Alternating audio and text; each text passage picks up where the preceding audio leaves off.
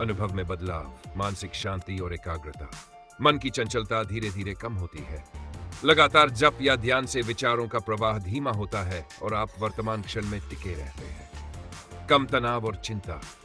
जब ध्यान से अब और यहाँ में जीने की आदत बनती है तो बीते कल की चिंता और आने वाले का भय कम हो जाता है।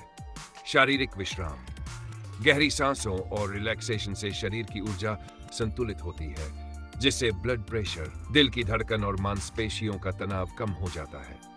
आत्मविश्वास में वृद्धि। जब भीतर स्थिरता आती है तो स्वयं पर भरोसा भी स्वाभाविक रूप से बढ़ता है। करुणा और सहानुभूति। ध्यान हृदय चक्र को सक्रिय करता है, जिसे आप दूसरों की पीड़ा को महसूस कर उनकी मदद करना चाहते हैं। दैनिक जीवन में बदलाव। बेहतर फोकस।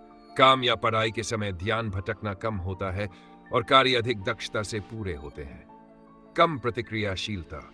गुस्सा, चिड़चिड़ापन या आवेश में तुरंत प्रतिक्रिया देने की आदत कम होती है। समस्या समाधान पर ध्यान। आप चुनौतियों को संकट नहीं बल्कि अवसर की तरह देखना सीखते हैं। सुधारित नींद। मन शांत रहने से नींद की गुणवत्ता बेहतर होती है और सुबह तरोताजगी मिलती है।